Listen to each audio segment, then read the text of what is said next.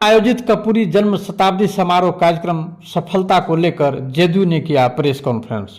पटना के veterinary college मैदान में आयोजित जननायक कर्पूरी ठाकुर जन्म शताब्दी समारोह कार्यक्रम की सफलता को लेकर भागलपुर जदयू प्रमंडलीय प्रभारी प्रहलाद सरकार के उपस्थिति में भागलपुर जिला जदयू ने एक प्रेस कॉन्फ्रेंस आयोजित किया, जहां जदयू प्रवक्ता शिशुपाल भारती, जदयू जिला अध्यक्ष विपिन बिहारी सिंह सहित जदयू के कई नेता मौजूद थे। वहीं जदयू प्रवक्ता शिशुपाल भारती एवं प्रमंडलीय प्रहलाद सरकार ने कहा कि आगामी 24 जनवरी को आयोजित जननायक कर्पूरी ठाकुर के जन्म शताब्दी समारोह में भागलपुर से 15,000 से अधिक संख्या में लोग हिस्सा लेंगे।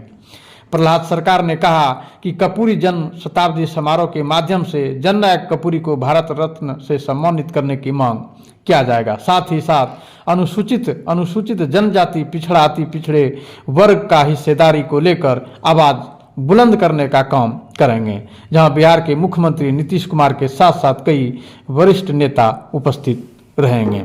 Bureau report, Bhagalpur. में कार्यक्रम घोषित है पार्टी का शताब्दी समारोह जननायक कर्पूरी ठाकुर साहब। उनके शताब्दी समारोह में पूरे बिहार से देश में एक संदेश दें कि अति पिछड़ा, अनुसूचित जाति, अनुसूचित जनजाति, अल्पसंख्यक समाज और आर्थिक रूप से पिछड़े हुए सवर्ण समाज का जो आज स्थिति है देश में, आज भी हकमारी हो रहा है, इन तमाम चीज़ों को मुद्दा को लेकर के देश को एक संदेश देना चाहते हैं। भागलपुर से 15,000 से अधिक की संख्या में लोग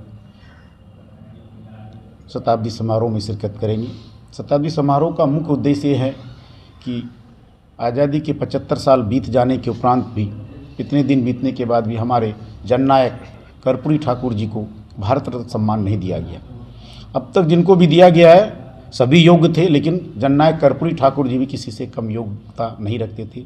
ये न दिया जाना, ये भेदभाव का परिचय अपने आप में लगता है। हम सभी लोगों की मांग है, जनता दल परिवार की, जो हमारे नेता जननायक कर्पूरी ठाकुर को भारत रत्न सम्मान से सम्मानित किया जाए। दूसरी हमारी मांग है कि जिस प्रकार बिहार में जातिगत गणना हुई, उसी प्रकार से पूरे देश में जातिगत गणना कराकर किस समुदाय की क्या स्थिति है, सामाजिक, आर्थिक, सोशियो इकोनॉमिक कंडीशन का पता लगाने के लिए जातिगत गणना पूरे देश में ज़रूरी है। जातिगत गणना करा के पूरे दलितों का, पिछड़ों का, अल्पसंख्यकों का, जो सवर्ण समाज की भी स्थिति है, सबकी स्थिति आईने की तरह स्पष्ट हो जानी चाहिए, जिससे सरकार को योजना बनाने में आसानी हो सके। तीसरी ये मांग है कि केंद्र में बैठी हुई जो सरकार है, उन्होंने हमारे पिछड़े और अति पिछड़े जाति की छात्रवृत्ति जो मिल रही थी उसको बंद कर दिया गया है।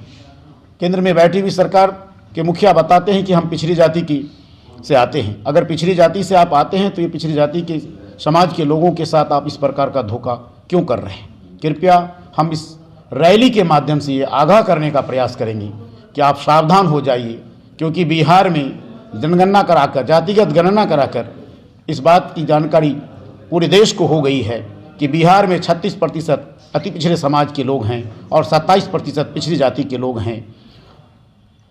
इन आंकड़ों के आधार पर आपको स्पष्ट रूप से इस बात की जानकारी हो जानी चाहिए कि लोकतंत्र में अगर 63% आबादी को आप नाराज करके चाह रहे हैं कि दिल्ली की सत्ता हमको हासिल हो जाएगी, तो ये आप सपना देख रहे हैं।